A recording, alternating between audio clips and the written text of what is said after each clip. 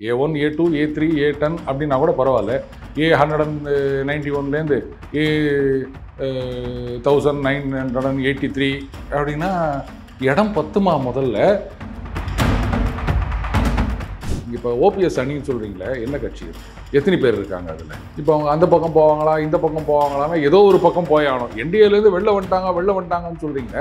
என்டிஏன்றது என்னங்க? அது வந்து கட்சிகளின் கூட்டணி. அப்போ அதுலேருந்து கட்சி தானே வெளில வர முடியும். இவருக்கு தான் கட்சியே இல்லையே, அப்புறம் எப்படி வெளில வர முடியும்? உள்ளேயே போக முடியாது. முதல்ல இந்த நண்பனும் இல்லை எதிரியும் இல்லை அப்படின்னு யாரோ சொன்னாங்க, யார் சொன்னாங்கன்னு கூட தெரியாது, அதையே சொல்லி நிற்கிறாரு. அப்போ என்ன திமுக நண்பன் ஆவதற்கு வாய்ப்பு இருக்கின்றதா? என்னங்க அது?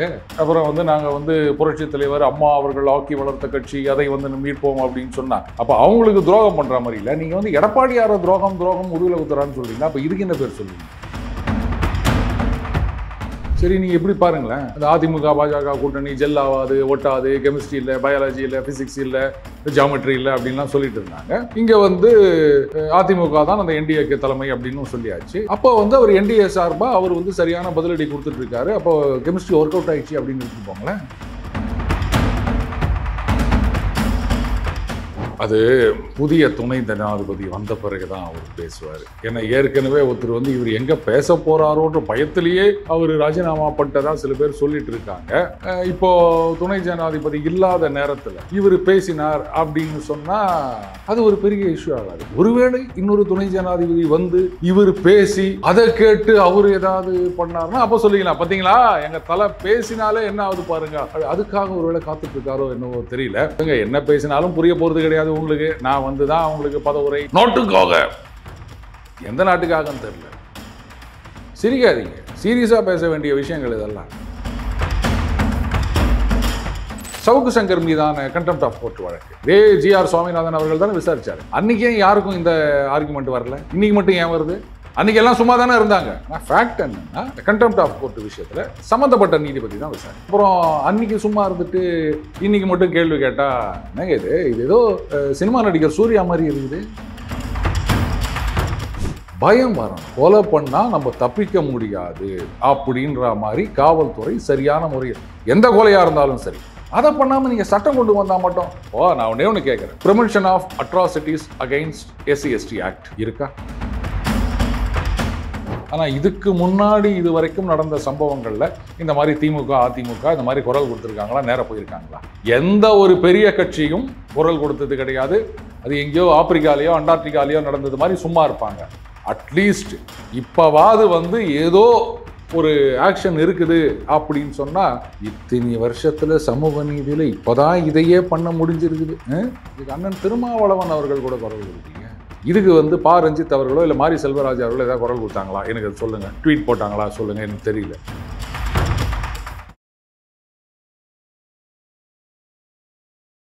இளைய பாரத நேயர்களுக்கு வணக்கம். இன்னைக்கு நம்ம நேர்காணல நம்ம சிறப்பு விருந்தினர் அரசியல் ஞானி த டெய்லி பஞ்ச் சேனலுடைய நிறுவனர் அருண் சார் அவர்கள் தான். சார் வணக்கம் சார். வணக்கம் விக்ரம் சார். செந்தில் பாலாஜி கேஸ் இங்கே முடிஞ்சாலுமே சுப்ரீம் கோர்ட்டில் முடிகிற மாதிரி தெரில சார். அங்கேயுமே செந்தில் பாலாஜி கேஸில் வந்து தமிழ்நாட்டுக்கு அரசுக்கு கொட்டு வச்சு அனுப்புனதா வந்து கேள்விப்படுறமே சார். என்ன சார் நடந்தாங்க? அதாவது கேட்டிருக்காங்க 2000 பேர் இப்படிலாம் இருந்தால் இது எப்போ இந்த கேஸு முடியும் அப்படின்னு அந்த டீட்டெயில்ஸு அதெல்லாம் கேட்டிருக்காங்க. கரெக்டு தான். வந்து இப்போ 2000 பேர் அக்யூஸ்டு அப்படின்னா, இப்போ ஈவன் 2000 பேர் விட்னஸ்ன்னு வச்சிங்கன்னா கூட வந்து அவங்க எக்ஸாமினேஷன் இன் சீஃப், அதுக்கப்புறம் கிராஸ் எக்ஸாமினேஷனு, ரீக்ராஸு, இப்படின்னு எப்போ முடியும்னு எனக்கு தெரியல. ஸோ இது வந்து சுப்ரீம் கோர்ட்டில் ஏதாவது ஒரு வழி பண்ணுவாங்கன்னு நான் நினைக்கிறேன். ஏன்னா தேர் சைஸ்ட் ஆஃப் த மேட்டர் இல்லையா? அதனால் அவங்க இதுக்கு ஏதாவது ஒரு சொல்யூஷன் கொடுப்பாங்கன்னு நினைக்கிறேன். இல்லாட்டா இந்த கேஸ் எல்லாம் முடியாது. பட் அந்த இடியோட வழக்கு பேரலாக என்ன நடக்குது அப்படின்னு பார்க்கணும். அதை பற்றி சத்தமே காணும். அவங்க என்ன பண்ணாங்கன்னே தெரியல. ஏற்கனவே திடீர்னு எங்கேயோ போயிட்டு ரெய்டு விட்டாங்க. அதுக்கப்புறம் ஏதோ அந்த கோர்ட்டு விடுமுறையும் போது ஸ்டே கொடுத்துருந்தாங்க. அதுக்கப்புறம் என்ன ஆச்சுன்னு தெரியல. அது ஸ்டே அமலில் இருக்கும்போது ஏதோ சம்மன் அனுப்பிச்சாங்க அப்படின்னு ஒன்று வேறு வந்தது. அதுவும் என்ன இது மாதிரிலாம் பண்ணுறீங்க அப்படின்னு இடியை கேட்டாங்க. இது வந்து நிஜமாவே யாராக இருந்தாலும் யோசிப்பாங்க. இத்தனை பேரை வச்சு ஒரு கேஸை நடத்தணும் அப்படின்னா முதல்ல எங்கே வச்சு இதெல்லாம் நடத்துறது? அத்தனை பேரும் வந்து நின்றாங்க அப்படின்னு சொன்னால் A1, A2, A3, A10 அப்படின்னா கூட பரவாயில்ல. A191லேருந்து A1983 அப்படின்னா இடம் பத்துமா முதல்ல? நீங்கள் வந்து விர்ச்சுவலாக பண்ணணும் அப்படின்னா கூட அத்தனை பேரை எந்த ஜூமோ இல்லை ஸ்ட்ரீம்யார்டோ தாங்கும்னு எனக்கு தெரியல. ஸோ சுப்ரீம் கோர்ட்டில் என்ன தீர்ப்பு வருது அப்படின்றத பார்ப்போம். அதுக்கப்புறமா இந்த கேஸ் எப்போ முடியுன்றதை பற்றி யோசிக்கலாமே. Okay sir. அடுத்ததாக இப்போ பரபரப்பாக பார்க்கறது பார்த்தோன்னா ஓபிஎஸ் அணி, அவருடைய அணி வந்து இப்போ பாஜகவில் இருந்த தேசிய ஜனநாயக கூட்டிலேருந்து நாங்கள் வெளியே வரோம் அப்படின்ற மாதிரி அறிவிச்சிருக்காரு. அறிவிச்ச உடனே நேரடியாக போய் வந்து ஸ்டாலின் அவர்கள் தான் மீட் பண்ணுறாரு. ஸோ அது எந்த பக்கம் போய் சாய்வதற்கான வாய்ப்புகள் அதிகம்? ஏன்னா ஒரு பக்கம் தாவேக்காவோட ஜாயின் பண்ணுறதாவும் பேசிக்கிறாங்க. இல்லை விக்ரம், முதல்ல இந்த அணின்னு சொல்கிறீங்களே, இந்த அதிமுக அந்த 89 காலகட்டத்தில் அப்போ அதிமுக அதிமுக ஜே அப்படின்றது அப்போ 4 அணின்னு ஒன்று இருந்தது. ஏன் மொத்தமே 4 பேர் தான் இருந்தாங்களா அங்கே? இல்லையா? இப்போ நீங்கள் வந்து ஓபிஎஸ் அணின்னு சொல்கிறீங்க. ஆக்சுவலாக அந்த 4 அணி அப்படின்னு சொன்னால் கூட அது ஒரு கட்சியாக அவங்க வச்சுருந்தாங்க. இங்கே இப்போ ஓபிஎஸ் அணின்னு சொல்கிறீங்களே, என்ன கட்சி இருக்குது? எத்தனை பேர் இருக்காங்க அதில்? இப்போ அவங்க அந்த பக்கம் போவாங்களா, இந்த பக்கம் போவாங்களான்னா ஏதோ ஒரு பக்கம் போயாகணும். என்டிஏலேருந்து வெளில வந்துட்டாங்கன்னு சொல்கிறீங்களே, என்டிஏன்றது என்னங்க? அது வந்து கட்சிகளின் கூட்டணி. அப்போ அதுலேருந்து கட்சி தானே வெளில வர முடியும். இவருக்கு தான் கட்சியே இல்லையே, அப்புறம் எப்படி வெளில வர முடியும்? உள்ளேயே போக முடியாது முதல்ல. அப்புறம் உள்ளே போனால் தானே வெளில வரத்துக்கு. வந்தால் தான் போக முடியும், போனால் தான் வர முடியும்னு நம்ம தலைவர் ஏதோ ஒன்று சொல்லியிருப்பார். வந்தால் போய்த்தான் ஆகணும் அப்படின்னு வரல. அந்த மாதிரி வெளில வரணும்னா ஒரு கட்சி இருக்கணும் இல்லையா? இப்போ தினகரன் அவர்களை பொறுத்த வரைக்கும் அமமுகன்னு ஒரு கட்சி வச்சிருக்காரு. ஸோ அவர் சொல்லலாம், நாங்கள் என்டிஏவில் இணைகின்றோம் அப்படின்னு சொல்லலாம், என்டிஏவில் இருக்கின்றோம்னு சொல்லலாம், இல்லை வெளில போகிறோம்னு சொல்லலாம். அது கட்சி. ஏன்னா கூட்டணியில் கட்சிகள் தான் இருக்க முடியும். தனிநபர்லாம் போயிட்டு கட்சியில் இருக்க முடியாதுப்பா கூட்டணியில். அதுக்கப்புறம் நீங்கள் வந்து அணினா சரி ரைட்டு. இப்போ வந்து திமுக பக்கம் போயிருக்காரு. அதுக்கு பக்கம் இந்த சென்ஸ் அது மரியாதை நிமித்தமான சந்திப்பு. அப்புறம் அந்த வாக்கிங் போகும்போது கூட போயிருக்காரு. ஆமாம். இப்போ என்னுடைய கேள்வி என்னன்னா, நிருபர்கள்லாம் கேட்குறாங்க, திமுக பக்கம் போவீங்களா அப்படின்னும் போது அவர் சொல்றாரு, இந்த நண்பனும் இல்லை எதிரியும் இல்லை அப்படின்னு யாரோ சொன்னாங்க. யார் சொன்னாங்கன்னு கூட தெரியாது, அதையே சொல்லி நிற்கிறாரு. அப்போ என்ன திமுக நண்பன் ஆவதற்கு வாய்ப்பு இருக்கின்றதா? இது என்னங்க இது? அப்புறம் வந்து நாங்கள் வந்து புரட்சி தலைவர் அம்மா அவர்கள் ஆக்கி வளர்த்த கட்சி, அதை வந்து மீட்போம் அப்படின்னு சொன்னால் அவங்க வந்து இந்த மாதிரி ஒரு நடவடிக்கையை ஒத்துப்பாங்களா? அப்போ அவங்களுக்கு துரோகம் பண்ணுற மாதிரி இல்லை. நீங்கள் வந்து எடப்பாடியார துரோகம் முதுகில் குத்துறான்னு சொல்கிறீங்களா? அப்போ இதுக்கு என்ன பேர் சொல்லுவீங்க? அதனால் எந்த பக்கம் வேணால் போகலாம். போய் என்ன பிரயோஜனம்? ஏன்னா ஒரு 15% ஓட்டு வச்சுருப்பாரா, 20% வச்சுருப்பாரா, 20 ஓட்டு இருக்குமா பாருங்க முதல்ல. எந்த பக்கம் வேணா போகலாம். ஆனால் எந்த பக்கத்துலேயும் இவங்க எதிர்பார்க்குற அளவுக்கு சீட்டுகள்லாம் கிடைக்கும் அப்படின்னு சொல்ல முடியாது. அண்ட் இவங்க கனவு காண்ற அளவுக்கு ஓட்டுகள் இவங்க பின்னாடி இருக்கு அப்படின்றதையும் நான் ஏற்றுக்க மாட்டேன் வைக்கிறோம். ஆனால் சார் அவங்க கேள்வி எழுப்பும்போது என்ன கேட்குறாங்க அப்படின்னா, பாஜகவினர் எங்களுக்கு எதுவுமே செய்ய கிடையாதே அப்படின்ற மாதிரி ஒரு விஷயத்தை முன்வைக்கிறாங்க. என்ன செய்யணும் உங்களுக்கு? பாராளுமன்ற தேர்தலில் வந்து ஒரு தொகுதி கொடுத்தாங்க, நீங்கள் உங்கள் சொந்த சின்னத்தில் ஒரு பலாப்பழத்தில் நில்லுங்க அப்படின்னு சொன்னாங்க. பாஜகவினர் வந்து வேலை பார்த்தாங்க. இதுக்கு மேலே என்ன செய்யணும்னு நினைக்கிறீங்க உங்களுக்கு? ஏன்னா வந்து அதிமுக வந்து ரைட்டு ஒரு ஓபிஎஸ் கிட்ட கொடுத்துருப்பா அப்படின்னு சொல்லணுமா? இல்லை அந்த பசங்களை அந்த விளையாடும் போது பார்த்துக்கிறீங்களா, திடீர்னு பெரியவங்க வருவாங்க, என்னடா என் பையனை விளையாட்டு சேர்த்துக்கிட்டா அப்படின்வாங்க. அந்த மாதிரி இபிஎஸ் கிட்ட போயிட்டு நாங்கள் இவரையும் சேர்த்துக்காங்க கட்சியில் அப்படின்னு சொல்ல முடியுமா? அவங்க கட்சியில் ஒருத்தர் வந்து நாங்கள் காலில் விழுந்து, அவர் கட்சி தொண்டரா கட்சின்னு கூட சொல்ல முடியாது, அவர் அணியில் இருக்கின்ற ஒருத்தர் அப்படின்னு சொல்லணும், அவர் வந்து எங்களை சேர்த்துக்கோங்க அப்படின்றாரு. இதெல்லாம் ஒரு பேச்சாங்க? அது எடப்பாடியார் பாருங்க, காலம் கடந்து விட்டதுன்னு சொன்னார். ஆனால் அமமுக தினகரனுக்கு கடந்து விட்டதுன்னு சொல்லலை, காலம் தான் பதில் சொல்லும் அப்படின்னு சொன்னார். ஏன்னா அட்லீஸ்ட் அவர் ஒரு கட்சின்னு வச்சிருக்காரு. இவர் வந்து எதுவுமே இல்லாமல் இது நடுவில் அவருடைய மகன் ஒரு காலத்தில் முதலமைச்சரை போய் சந்தித்து ஒரு புத்தகம் கொடுத்துட்டு வந்தார் ஒரு காலத்தில். அப்புறம் இதெல்லாம் பார்க்கும்போது இவரை தான் முதுகில் குத்துறவர்னு சொல்லுவாங்க. பரவாயில்ல, எடப்பாடி அவர்கள் வந்து சந்தோஷம் பண்ணோம். இவரை சொல்லியிருந்தாங்க, இப்போ புதுசாக ஒருத்தர் வந்திருக்காரு, அந்த பேஷண்ட்டை தூக்கிட்டு இந்த பேஷண்ட்டை உள்ளே போடுங்கடா அப்படின்ற மாதிரி இப்போ அவரை சொல்லிக்க வேண்டியதான் முதுகில் குத்துறாரு அப்படின்னு. அவர் எந்த பக்கம் வேணா போட்டோம், அதை பற்றி பிரச்சனை இல்லை. போனால் என்ன பண்ண முடியும், அவ்வளோதான். சார் இப்போ எடப்பாடி பழனிசாமி அவர்களும் போது இப்போ எழுச்சி பயணம் போயிட்டு இருக்காரு சார். எழுச்சி பயணம் போயிட்டு இருக்கும்போது எல்லாத்துக்குமே எல்லா விஷயத்துக்குமே பதிலடி கொடுத்துட்டு வந்துட்டுருக்கிறாரு. என் எடுத்துக்காட்டு சொல்லணும் அப்படின்னா, ஆப்ரேஷன் சிந்தூர் சம்மந்தமாக பாராளுமன்றத்தில் பேசுனது கூட வந்து கனிமொழிகள் இப்படி பேசலாமா, கனிமொழி என்ன தரவுகளை வச்சு பேசுகிறாங்க இப்படி அப்படின்ற மாதிரி அங்கே பதிலடி கொடுக்குறாரு. ஆனால் தமிழ்நாட்டிலேருந்து யாருமே இந்த விஷயத்துக்கு பதிலடி கொடுத்த மாதிரி தெரியலையே சார். நம்ம யாருமே என்ன யாரை சொல்கிறீங்க நீங்கள்? ஏன் நம்ம நயினார் நாகேந்திரன் ஆகட்டும், அண்ணாமலை அவர்களாகட்டும், மற்ற இப்போ நிறைய பேர் பொறுப்பு போட்டிருக்காங்க அவங்களாகட்டும், யாருமே பதிலடி கொடுக்குற மாதிரி தெரியலையே சார். சரி, அண்ணாமலை அவர்கள் இப்போ பொறுப்பில் இல்லை, வந்து இருந்தாலும் அப்பப்போ சமூக பிரச்சனைகள் பற்றி இந்த லா அண்ட் ஆர்டர் சுச்சுவேஷனோ இல்லை மற்ற விஷயங்களோ அதை பற்றி அடிக்கடி அவர் வந்து அதை ட்வீட் போட்டுட்ருக்காரு, அவருடைய கருத்தை சொல்லிட்டு இருக்காரு. பட் இன்னைக்கு பாஜகவில் இருந்து அப்படின்னா பொறுப்பில் இருக்கவங்க தான். சரி, நீங்கள் எப்படி பாருங்களேன், அந்த அதிமுக பாஜக கூட்டணி ஜெல் ஆகாது, ஒட்டாது, கெமிஸ்ட்ரி இல்லை, பயாலஜி இல்லை, ஃபிசிக்ஸ் இல்லை, ஜியாமெட்ரி இல்லை அப்படின்லாம் சொல்லிட்டு இருந்தாங்க. இங்கே வந்து அதிமுக தான் அந்த என்டிஏக்கு தலைமை அப்படின்னு சொல்லியாச்சு. அப்போ வந்து அவர் என்டிஏ சார்பாக அவர் வந்து சரியான பதிலடி கொடுத்துட்ருக்காரு. அப்போ கெமிஸ்ட்ரி ஒர்க் அவுட் ஆயிடுச்சு அப்படின்னு எடுத்துகிட்டு போங்களேன். யாரோ ஒருத்தர் பதில் சொல்லணும், அவ்வளோதானே. இப்போ 2 பேரும் கூட்டணியில் தானே இருக்காங்க, அப்புறம் என்ன சொல்லிட்டு போகிறாங்க. இப்போது அந்த திமுக கூட்டணியில் பார்த்தீங்கன்னா சில நேரங்களில் வந்து திமுக மீதான குற்றச்சாட்டுக்கு கூட்டணி கட்சிகள் வந்து பதில் சொல்லுவாங்க. திருமாவர்கள் சொல்லலாம், கம்யூனிஸ்டுகள் சொல்லலாம், இந்த மாதிரி யாரும் ஒன்றா சொல்லலாம் இல்லையா. அந்த மாதிரி எடுத்துகிட்டு போங்களேன். என்டிஏக்கு தலைமை தாங்குகின்ற எடப்பாடியார் அவர்கள் சரியான பதிலடி கொடுத்தாருன்னா ரைட்டுப்பா, கூட்டணி ஒர்க் அவுட் ஆயிடுச்சுப்பா அப்படின்னு எடுத்துக்க வேண்டியதுதான். சந்தோஷப்படுங்க, கண்ணா இன்னொரு லட்டு தின் ஆசையா அப்படின்னு.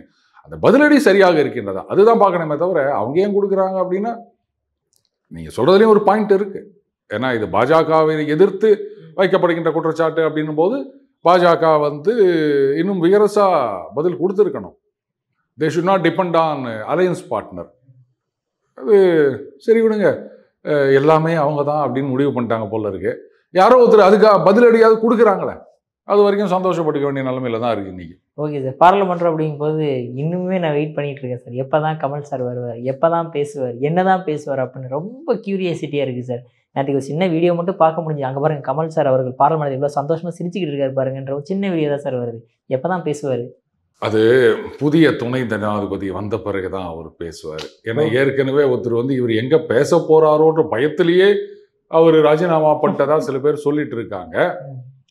இப்போ துணை ஜனாதிபதி இல்லாத நேரத்தில் இவர் பேசினார் அப்படின்னு சொன்னால் அது ஒரு பெரிய இஷ்யூ ஆகாது. ஒருவேளை இன்னொரு துணை ஜனாதிபதி வந்து இவர் பேசி அதை கேட்டு அவர் ஏதாவது பண்ணார்னா அப்போ சொல்லிக்கலாம், பார்த்தீங்களா எங்கள் தலை பேசினாலே என்ன ஆகுது பாருங்க, அதுக்காக ஒருவேளை காத்துட்டு இருக்காரோ என்னவோ தெரியல. விடுங்க, என்ன பேசினாலும் புரிய போகிறது கிடையாது உங்களுக்கு. நான் வந்து தான் அவங்களுக்கு பதவுரை, பொழிப்புரை, விளக்க உரையெல்லாம் சொல்லணும். பேசினா என்ன, பேசாட்டா என்ன, இந்த பேசினா மட்டும் என்ன அப்படியே ஆகிட போகுது, இல்லை பேசாட்டா என்ன ஆக போகுது. இவ்வளோ நாளாக பேசியிருந்தார், ரிமோட்டை தூக்கி போட்டு பேசினார், இந்த சக்கரை நாற்காலிக்கு ஒரு விளக்கெல்லாம் கொடுத்தாரு. அதெல்லாம் பார்த்துட்டு என்ன பண்ணீங்க நீங்கள், ஃபயர் விட்டுன்னு ஓட்டு போட்டீங்க. இன்றைக்கி அசிங்கப்பட்டதை பற்றி கவலையே படாமல் அந்த மானஸை அங்கே போய் காலில் வந்துட்டு பதவி வாங்கிக்கினேன் நாட்டுக்காக. எந்த நாட்டுக்காகன்னு தெரில. சிரிக்காதீங்க, சீரியஸாக பேச வேண்டிய விஷயங்கள் இதெல்லாம். இப்படி ஒரு ஸ்டேட்மெண்ட்லாம் கொடுத்துட்டு அப்படியே எல்லாத்தையும் தலைகீழாக புரட்டி போட போகிறேன், நாங்கள் வந்து அப்படிப்பட்ட அரசியலாக்கும் அப்படி இப்படின்லாம் பேசிட்டு கொஞ்சம் கூட எதுவுமே இல்லாமல் எல்லாத்தையும் தொடச்சி போட்டுட்டு பதவிக்காக போய் ஓட்டின்னுக்கிறாரு. அவருக்கு ஃபயர் விட்டவங்க தான், நாம தான் அவருக்கு ஓட்டு போட்டவங்க, நம்மளை மாதிரி ஆளுங்க தான் வந்து வெக்கப்படணுமே தவிர அவருக்கு அதெல்லாம் கிடையாது. பதவின்னு வந்தாச்சுன்னா அவ்வளோதாங்க. ஒரு பிரேக் இன்ஸ்பெக்டர் பதவிக்காக பாவாடை நாடா கோக்கலாம், நாயை வாக்கிங் கூட்டு போகலாம் அப்படின்னு நமக்கெல்லாம் எடுத்து சொன்னவர் இல்லையா அவரு. அதுக்கே பிரேக் இன்ஸ்பெக்டர் போஸ்ட்டுக்கே அப்படின்னும் போது ராஜ்யசபா எம்பி போஸ்ட்டுன்னா 4 பேருக்கு இல்லை எனக்கு ஒருத்தனுக்கு நல்லதுன்னா எல்லாமே செய்யலாம் அப்படின்னு மாற்றி எழுதுங்கப்பா டயலாக. நோட் பண்ணிக்காங்க. ஓகே சார், அடுத்தா பார்த்தோம்னா போன வாரம் மிகப்பெரிய ஒரு சர்ச்சையான விஷயம் என்னன்னா, ஜிஆர் சுவாமிநாதன் அவர்கள் அந்த ஜட்ஜி வந்து சாதியை பார்த்து அவர் வந்து ஜட்ஜ்மெண்ட் கொடுக்குறாரு அப்படின்ற மாதிரி வாஞ்சிநாதர் அட்வொகேட் அவர் வந்து மிகப்பெரிய ஒரு குற்றச்சாட்டு வச்சிருந்தாரு. அது வந்து லெட்டரை வந்து சுப்ரீம் கோர்ட்டுக்கு அனுப்பியிருந்தாரு. ஸோ இந்த மாதிரி விஷயங்கள்லாம் பார்த்தோன்னா ஒரு ஜட்ஜி வந்து ஒரு கட்சி சார்ந்தோ இல்லை ஒரு ஜாதியை சார்ந்தோ ஜட்ஜ்மெண்ட் கொடுக்குறது சரியா? அவர் அப்படி கொடுத்தாருன்னு நீங்கள் எப்படி சொல்ல முடியும்? நான் சொல்ல சார், வாஞ்சிநாதன் அதுதான் நான் கேட்குறேன்.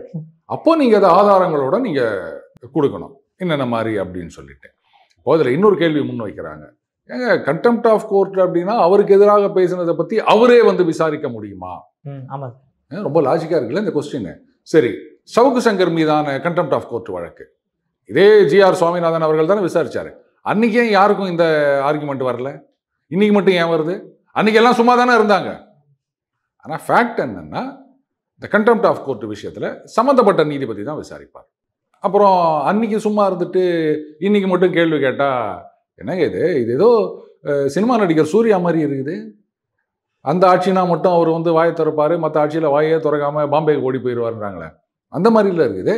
அன்னைக்கு சவுக்கு சங்கர் விஷயத்துலையும் இதே நீங்கள் கேள்வியை கேட்டிருந்தீங்கன்னா கரெக்டுப்பா இவர் வந்து ஏதோ கேட்குறாரு, அது சட்டம் என்ன சொல்கிறன்றதை நீங்கள் செகண்டரியாக வச்சுருங்க. கேட்குற கேள்வி என்னன்னா, அன்னைக்கு யாருமே இந்த கேள்வி எழுப்பல, இன்னைக்கு மட்டும் இந்த கேள்வி எழுப்பினா அப்புறம் என்ன பண்ண முடியும்?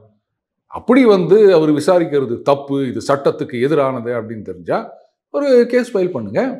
எப்படிங்க இந்த மாதிரி நடந்துக்கலாம், இது அரசியல் சட்டத்துக்கு முரணானது, இல்லை ஏற்கனவே இருக்க நடைமுறைக்கு முரணானது அப்படின்னு ஒரு கேஸ் ஃபைல் பண்ணுங்களேன். யாரும் உங்களை தடுத்து நிறுத்தல. ஏன் பண்ணல? ஏன் சோசியல் மீடியாவில் மட்டும் கேள்வி கேட்டுட்டு இருக்கீங்க? அவர் சொல்றாரு, இத்தனை வீடியோக்களில் இந்த மாதிரிலாம் நீங்கள் பேசியிருக்கீங்க அப்படின்றாரு. இப்போ தவறு செஞ்சிருக்காருன்னு சொன்னால் ஆதாரங்களோட சொல்லுங்க. வெறும் குற்றச்சாட்டெல்லாம் கோர்ட்டில் நிற்காதுங்க. திருப்பி திருப்பி நான் வீடியோவில் பேசுகிறேன், இல்லை இது பண்ணுறேன் அப்படின்னா இதெல்லாம் எவிடன்ஸ் ஆகிடுமா? கோர்ட்டுக்கு தேவை பிளாக் அண்ட் ஒயிட்டில் எவிடன்ஸ் வேணும். அது இருந்தால் மட்டும்தான் நடவடிக்கை எடுக்க முடியும். அதை விட்டுட்டு இதில் முதல்ல என்ன சொன்னாங்க, இதில் வேற ஒரு ஓய்வு பெற்ற நீதிபதி அவர்கள் தலைமையில் ஒரு லெட்டர்லாம் இது பண்ணாங்க. சுப்ரீம் கோர்ட்டுக்கு அம்ச லெட்டர் இவருக்கு எப்படி கிடைச்சது, அது அவங்க தானே நடவடிக்கணும் அப்படி அப்படின்னு. எதுக்காக அப்படின்னு கூட தெரியாம அதுல வேற ஒரு ஓய்வு பெற்ற நீதிபதி ஐயோ எனக்கு தெரியவே தெரியாதுங்க, நான் ஒப்புதல் அளிக்கவே இல்லை, நான் சிக்னேட்டரி கிடையாது அப்படின்னு வேற சொல்லிட்டாரு. இப்ப இதுக்கு என்ன பதில் சொல்லுவாங்க? அன்னைக்கு அங்க ஹியரிங் வரும்போது தான் தெரியுது அதுக்கும் இதுக்கும் இவர் அம்ச கம்ப்ளைண்ட்டுக்கு இதுக்கும் சம்மந்தம் கிடையாது, இது வேற மேட்டர் அப்படின்னு. அப்போ எதற்காகன்னு கூட தெரியாம ஏன் இவ்வளவு அவசரமா இப்படி ஒரு மூவ் பண்ணணும்? இதுக்கு நீங்க பதில் சொல்லுங்க. சாதிய ரீதியாக மத ரீதியாக அப்படின்னு ஆதாரம் வேணுங்க.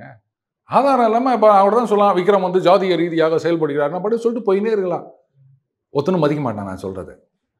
ஆதாரத்தோட இது பார்ப்பா இது மாதிரி பண்றாரு அப்படின்னா அப்போ கரெக்ட். அப்போ என்ன பண்ணணும்? நீதிமன்றத்துக்கு போகணும். என்கிட்ட ஆதாரம் இருந்ததுன்னு சொன்னா நான் நீதிமன்றத்துக்கு போவேன் விக்ரமுக்கு எதிராக. ஆதாரம் இல்லைன்னா இப்படி வீடியோவில் தான் நான் ஏதாவது புலம்பிட்டு இருப்பேன். அவ்வளோதான், விட்டு தள்ளுங்க விக்ரம். Okay sir. அடுத்தது இப்போ பார்க்குறோம் அப்படின்னா அந்த ஆணவ கொலை, கவினோட ஆணவ கொலை, இதில் பார்த்தோன்னா நம்ம நிறைய விஷயங்கள் போயிட்டு இருக்கு சார். ஆணவ கொலைக்கு நீங்கள் ஒரு சட்டம் இயற்றணும் அப்படின்ற மாதிரி ஒரு வாதம் வைக்கப்படுது, அது சரியா? இது ஒரு தரப்பில் இந்த மாதிரி சொல்லிட்டு இருக்காங்க.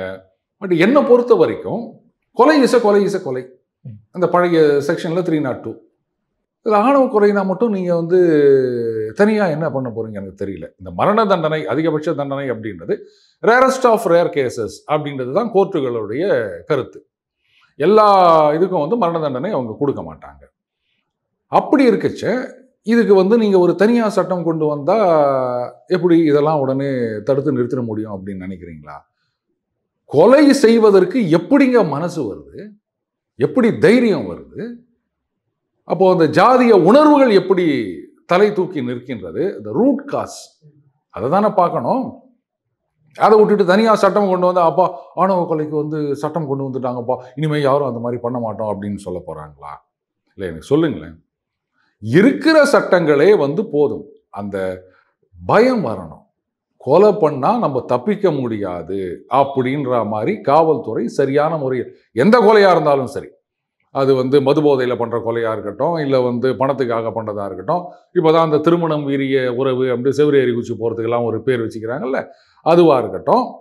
இப்போ கூட பார்த்தீங்கன்னா அந்த யாரோ ஒரு பெண்மணிக்கு ஏதோ தண்டனை அப்படின்னாங்க, அதுக்கப்புறம் அந்த இன்னொரு ஒருத்தருக்கு இது மாதிரி கொடுத்துட்ருக்காங்க. அப்போது இந்த மாதிரி விஷயங்கள்லாம் நம்ம செஞ்சோன்னா உடனடியாக காவல்துறை சரியாக விசாரணை நடத்தி தண்டனை வாங்கி கொடுத்துருவாங்க, நாம் தப்பிக்க முடியாது. ஏன்னா அதில் பார்த்தீங்கன்னா சாகும் வரை ஆயுள்னு கொடுத்துருக்காங்க. இப்போ சமீபத்தில் சில கேசஸ் நம்ம அந்த மாதிரி பார்க்குறோம். ஏன்னா எல்லாருக்கும் என்ன ஒரு தைரியம்னா, என்ன கொலை பண்ண என்னப்பா அப்படி இது பண்ணிக்கலாம், வெளில வந்துடலாம், அப்படி இல்லைன்னா ஒரு 14 வருஷம் ஆயுள் தண்டனை, அதுக்கப்புறம் தான் நடத்த பரவல அப்படி இப்படின்னு பார்த்துக்கலாம் அப்படின்ற மாதிரி ஆயிடுது. இந்த தேவர் மகள்லாம் நம்ம பார்க்கலையா, காத்துட்டு இருப்பாங்க அப்படின்னு. அந்த மாதிரி இருக்கக்கூடாது. அப்போ விசாரணையெல்லாம் ஒழுங்காக நடந்து துரிதமாக நடந்து உடனடியாக தண்டனை வாங்கி கொடுத்தோம்னா அப்போ பயம் வரும். இன்னைக்கு சகட்டு மேனிக்கு கொலை பண்ணுறதுன்னு ஆகிப்போச்சு. இப்போ பாருங்கள், அந்த கார் எடுத்துகிட்டு போயிட்டு ஸ்கூட்டரில் இடிச்சு நான் பயமுறுத்துவதற்காக எப்படிங்க காரை கொண்டு போயிட்டு ஸ்கூட்டர் மேலே இடிக்கிற மாதிரி போய் பயமுறுத்துறதா? இதுதான் பயமுறுத்தலா? இது ரொம்ப இதுவாக இருக்க. அப்போ இந்த அளவுக்கு தைரியம் வந்திருக்குன்னா அதெல்லாம் நீங்கள் நசுக்கணும். சட்டம் கொண்டு வந்தால் மட்டும் என்ன பண்ணிட போறீங்க? நீங்கள் ஜாதிய உணர்வுகள் இருக்கிற வரைக்கும் அந்த பிரச்சனை இருக்கதாங்க செய்யும். அப்போ அந்த ஜாதிய உணர்வுகள், ஜாதி ஏற்றத்தாழ்வு இதெல்லாம் நீங்கள் கட்டுப்படுத்தணும். அதை பண்ணாமல் நீங்கள் சட்டம் கொண்டு வந்தால் மட்டும் நான் ஒன்று கேட்குறேன். Prevention of atrocities against SC/ST act இருக்கா? இப்போ தமிழகத்தில் பட்டியல் இனத்தவர்களுக்கு எதிரான கொடுமைகள் அதிகரித்து கொண்டே வருகின்றது அப்படின்னு தோழர்களே சொல்லியிருக்காங்களா? இப்போ இந்த சட்டத்தை வச்சு என்ன பண்ணீங்க நீங்கள்? ம்.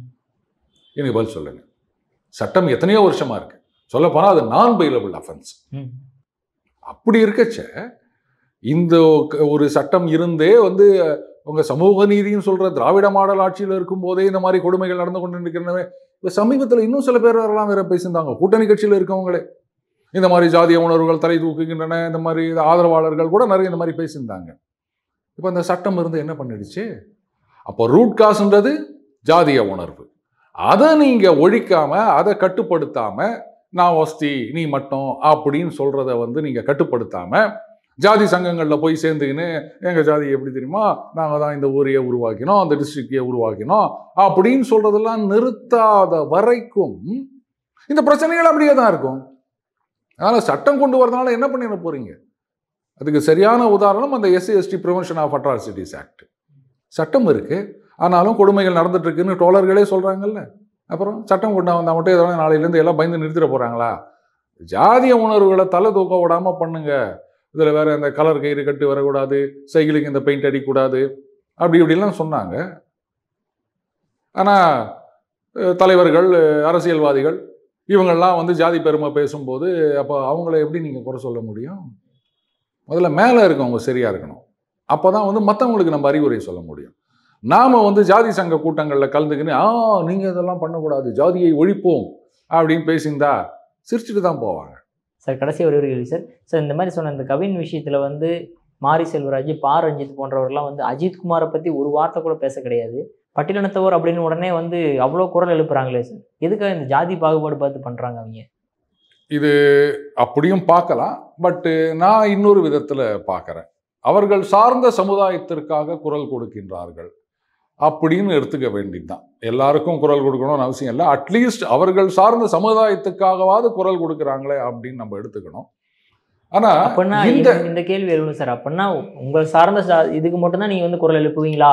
சரிங்க, அதுக்காகவாது குரல் எழுப்புறாங்களே. நான் எதுக்காக இதை நான் ஸ்ட்ரெஸ் பண்றேன் அப்படின்னு சொன்னா, இப்போ இந்த விஷயத்துல பாத்தீங்கன்னா அதிமுக எடப்பாடியார் அவர்கள் வந்து ஏதோ ப்ரெஸ் கான்ஃபரன்ஸ்ல கேட்கும்போது அவருக்கு அது பதில் சொல்லியிருக்காரு. இப்போ வந்து அங்க கனிமொழி அவர்களும் இன்னொரு அமைச்சர் அவர்களும் நேர போயிட்டு வந்திருக்காங்க. அதெல்லாம் நம்ம பார்க்குறோம். ஆனால் இதுக்கு முன்னாடி இது வரைக்கும் நடந்த சம்பவங்கள்ல இந்த மாதிரி திமுக அதிமுக இந்த மாதிரி குரல் கொடுத்துருக்காங்களா? நேர போயிருக்காங்களா? இல்லை சார். அப்புறம் எந்த ஒரு பெரிய கட்சியும் குரல் கொடுத்தது கிடையாது. அது எங்கேயோ ஆப்பிரிக்காலேயோ அண்டார்டிகாலேயோ நடந்தது மாதிரி சும்மா இருப்பாங்க. அட்லீஸ்ட் இப்பவாது வந்து ஏதோ ஒரு ஆக்ஷன் இருக்குது அப்படின்னு சொன்னா, இத்தனை வருஷத்துல சமூக நீதியில இப்பதான் இதையே பண்ண முடிஞ்சிருக்குது. இன்னும் எப்ப காலம் கனிவது, எப்ப வந்து துணை முதலமைச்சராவது, மந்திரி சபையில பதவி ஏற்பது, எப்ப முதலமைச்சராவது? நீங்கெல்லாம் வந்து அவங்களுக்கெல்லாம் ஒண்ணுமே தெரியாது, வடக்கன்ஸு, ஜாதி மத உணர்வு உடையர்கள் அப்படின்னு சொல்லிட்டு இருக்க மாநிலங்கள்லாம் வந்து ஒடுக்கப்பட்ட மக்கள் முதலமைச்சராகவே இருந்துட்டு போயிட்டாங்க. பல தடவை பல பேர் இருந்துட்டு போயிட்டாங்க. ஆனா இன்னும் சமூக நீதின்னு சொல்லிக்கின்னு காலம் கனியவில்லை அப்படின்னு நாம உட்காந்துட்டு இருக்கோம். கோயில்ல வந்து இந்த ஒடுக்கப்பட்ட மக்களை உள்ள விடக்கூடாது அப்படின்னு சொன்னா எந்த கட்சியாவது குரல் கொடுத்ததா? இப்ப நான் கேட்கிறேன், வழுதா ஊர்ல வந்து அந்த பட்டியலின மக்களை உள்ள விடக்கூடாது. முதல்ல அந்த ஊர் இந்த கொடைன்னு சொல்லுவாங்க, ஊர்ல வந்து நன்கொடை வாங்குறது, அதையே வந்து எங்ககிட்ட வாங்க மாட்டேன்னு சொன்னாங்க அப்படின்ற ஒரு பிரச்சனை இருந்தது. அப்புறம் கோயிலுக்குள்ள விட மாட்டோம் அப்படின்னாங்க. அப்புறம் ஏதோ பேச்சுவார்த்தையெல்லாம் ரெவென்யூ டிபார்ட்மெண்ட்ல போய் இது பண்ணிட்டு நாங்கள் காலையில போகிறோம், அவங்கள மத்தியானம் வர சொல்லுங்க. இதுக்கு பேர் தீண்டாமை இல்லாமல் வேற என்ன? இதையும் பார்த்துட்டு சும்மா இருந்தாங்க. இதுக்கு அண்ணன் திருமாவளவன் அவர்கள் கூட குரல் கொடுக்கலையே. இதுக்கு வந்து பா ரஞ்சித் அவர்களோ இல்லை மாரி செல்வராஜ் அவர்களோ ஏதாவது குரல் கொடுத்தாங்களா? எனக்கு அது சொல்லுங்க. ட்வீட் போட்டாங்களா? சொல்லுங்க, எனக்கு தெரியல. ஏன் இந்த விஷயத்துல? அதனால தான் நான் சொன்னேன், அட்லீஸ்ட் இப்பவாது குரல் கொடுத்தாங்களேன்னு சந்தோஷப்பட வேண்டிய நிலைமையில இருக்கோம் நாமோ, ஆர் திருப்திப்பட வேண்டிய நிலைமையில இருக்கோம். ஏன்னா இதுதான் இங்கத்தி சமூக நீதி, அந்த அளவுக்கு இருக்குது. கரெக்டாக சொன்னீங்க சார். சார் உங்கள் பொன்னான நேரத்தில் இளைய பாரதம் நேரில் ஒதுக்குனதுக்கு மிக்க நன்றி சார். நன்றி விக்ரம்.